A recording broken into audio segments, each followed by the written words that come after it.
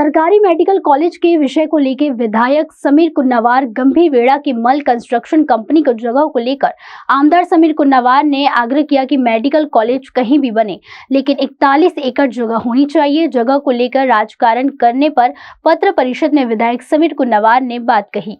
हिंगनघाट के सरकारी medical college की जगह को लेकर विधायक समीर कुन्नावार ने उनके निवास स्थान पर पत्रकार परिषद का आयोजन किया।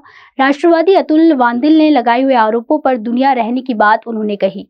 लगाए हुए आरोपों का खंडन करते हुए मेडिकल कॉलेज की जगह के संदर्भ में अपने विचार पत्रकार परिषद में रखते हुए 40 एकड़ जगह मेडिकल कॉलेज निर्मित के लिए आवश्यक रहने की बात उन्होंने पत्र परिषद में कही। मेडिकल कॉलेज का फंड शहर के लिए जल्द से जल्द मिलना चाहिए। निर्माण की शुरुआत को प्राथमिकता देते हुए निर्णय को लेकर आग्रह भूमिका जाहिर की।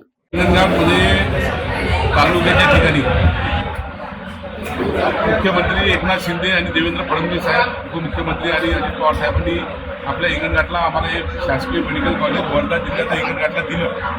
आता जागेवरून राजकारण सुरू आहे।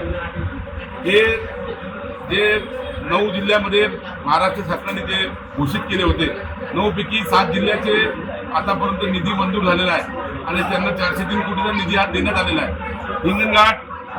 हिंगणघाटमध्ये अजूनपर्यंत निधी वितरित झाला नाही। याचं कारण हिंगणघाटमधील जागा ही अजून फायनल झालेली नाही आणि सध्या जागेवरूनही विरोधी पक्ष वेगवेगळे चुकीचे खोटे आरोप करत आहे।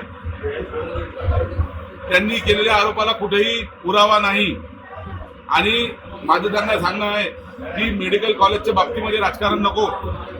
मोठ्या मुश्किलने हिंगणघाटला मेडिकल कॉलेज मिळालेलं आहे।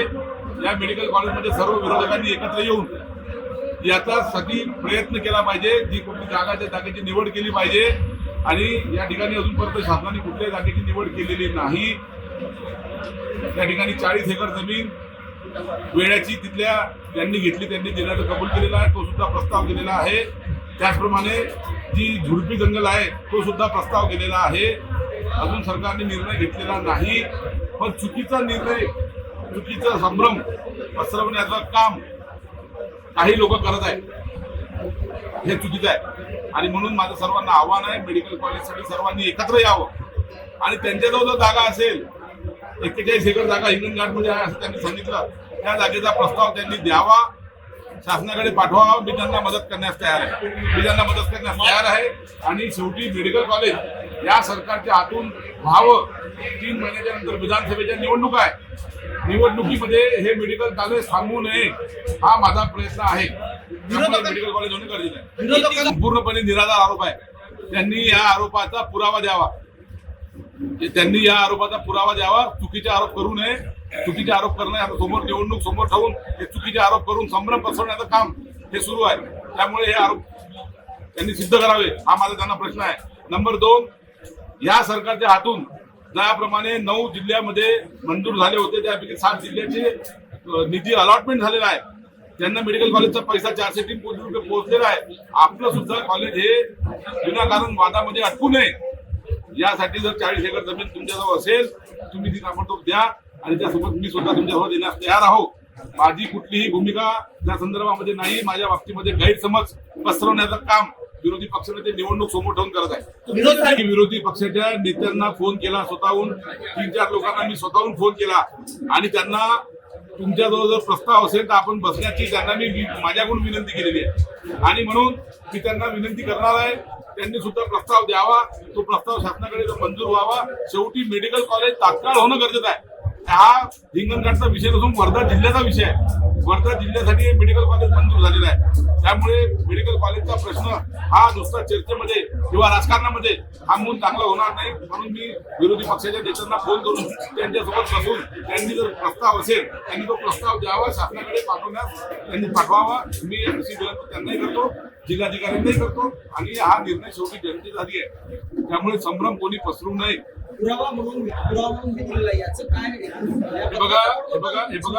जागा ठरवण्याचे अधिकार मला नाही आहे। जागा ठरवण्याचे अधिकार जिल्हाधिकारी Wardha, medical council of India Mumbai, Maharashtra शासन मुंबई, उच्च शिक्षण विभाग हे तिन्ही मिळून याच्या बाबतीमध्ये निर्णय घेणार आहे। माझं कर्तव्य फक्त एवढंच होतं की मेडिकल कॉलेज हिंगणघाटला खेचून आणलं, ते मी आणलं। आता मेडिकल कॉलेज तात्काळ सुरू व्हावं आणि इतर जिल्ह्यांना ज्याप्रमाणे निधी दिला त्याचप्रमाणे आमच्या हिंगणघाटला सुद्धा निधी लवकर मिळावा आणि या जागेचा प्रश्न सुटावा यासाठी मी प्रयत्न करत आहे. आणि बाकी जागेचे कागदपत्र असेल किंवा कोणत्याही कंपनी देत आहे हे सर्व बघण्याचे काम हे जिल्हाधिकारी वर्धा आणि महाराष्ट्र शासन मेडिकल कॉलेज ऑफ इंडिया यांचं काम आहे. देखिए यहाँ पे जब अगर महाराष्ट्र सरकार ने 9 लोगों को महाराष्ट्र में मेडिकल कॉलेज मंजूर किया, ये सब मेडिकल कॉलेज तुरंत टाइम पे होना चाहिए, ये सरकार की जिम्मेदारी है. इनकी वीडियो कॉन्फ्रेंसिंग के मीटिंग के चलती रहती है. इसमें महाराष्ट्र शासन, इसमें मेडिकल काउंसिल ऑफ इंडिया, जिलाधिकारी वर्धा, तो उन्होंने उनका काम है जमीन के जो भी प्रस्ताव है शासन की तरफ भेजे, वो उन्होंने भेजा होगा. उनको ये प्रश्न उनके बारे में आप उनको पूछ सकते हो. मेरा 21 प्रश्न आहे या विभागाचा आमदार म्हणून हे मेडिकल कॉलेज हिंगणघाटमध्ये तातडीनं झालं पाहिजे. उद्या निवडणुका आहे, विधानसभेच्या निवडणुकाच्या नंतर हा जर निर्णय गेला तर हा निर्णय बदलू नये ही माझी भूमिका आहे. आणि म्हणून ही ज्या सरकारने आपल्याला मंजूर केलेलं आहे त्यांच्या कार्यकाळामध्ये हे मेडिकल कॉलेजची पुढं मांडण्याचं काम व्हावं. हा 403 कोटीचा निधी मिळावा आणि हिंगणघाटचा विकास व्हावा, हिंगणघाट पूर्ण विधानसभेचा आणि वर्धा जिल्ह्यातल्या लोकांना हे सोयीचं व्हावं, हा एवढाच मला फक्त प्रामाणिक उद्देश आहे. आणि म्हणून मी माझी आमदारकी दावावर लावून ही मेडिकल कॉलेज या ठिकाणी आणण्यासाठी प्रयत्न केला. मेडिकल कॉलेजवरून जे आरोप सुरू आहे हे चुकीचे आहे, हे राजकीय आरोप आहे, त्याच्यातून दिसत आहे. मेडिकल कॉलेज कुठेही हो, हे हिंगणघाटमध्ये झालं पाहिजे, हिंगणघाटच्या आसपास झालं पाहिजे, ही भूमिका आहे. तात्काळ होणं गरजेचं आहे. कारण की 7 जिल्ह्यांना निधी मिळाला, मी मगाशी सांगितलं 7-8 जिल्ह्यांना पूर्ण 403 कोटीचा निधी एप्रिल महिन्यामध्ये त्यांना मिळालेला आहे. आपला निधी अजून बाकी आहे आणि म्हणून हे राजकारणामध्ये जाऊ नये. समोर विधानसभेच्या निवडणुका आहे, काही लोकांच्या निवडणुका समोर ठेवून काही लोकांचे आरोप चालू आहे, पण मी त्याच्यावर लक्ष देत नाही. मला मेडिकल कॉलेज झालं पाहिजे हा माझा प्रयत्न आहे. मंजूर झालेला आहे नाही, परंतु ते मागणी करत आहे आणि ते परत यावं, वर्धा येथे व्हावं, अशा सुद्धा मागण्या आता जोर धरू लागल्या. मेडिकल कॉलेज शासनाने हिंगणघाटसाठी मंजूर केलेला आहे. जो मेडिकलचा GR निघालेला आहे त्याप्रमाणे मंजूर हिंगणघाटला झालेला आहे. विधानसभेमध्ये घोषणा झालेली आहे ती तात्काळ अंमलबजावणी करावी आणि जागेचा प्रश्न सुटावा यासाठी प्रयत्न सुरू आहे.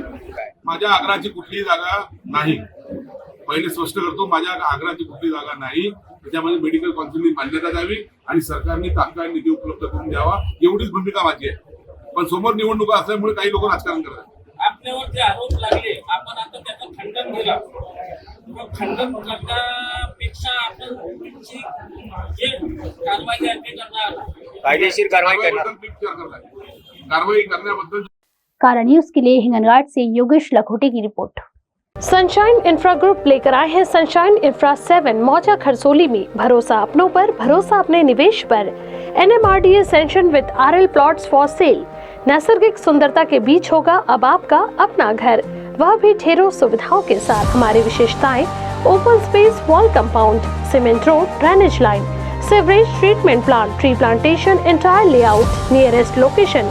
लेआउट से मात्र 6 किलोमीटर की दूरी पर मिहान, 10 मिनट की दूरी पर पोदार और SS इंटरनेशनल स्कूल, 1.5 किलोमीटर की दूरी पर outer ring road. Up to 70% bank finance available. For more booking contact mister Khushal, director, 9371436010। Our office address: plot number 2021 Jogi Nagar ring road, Shatabdi square, beside Atharva tyre, Nagpur.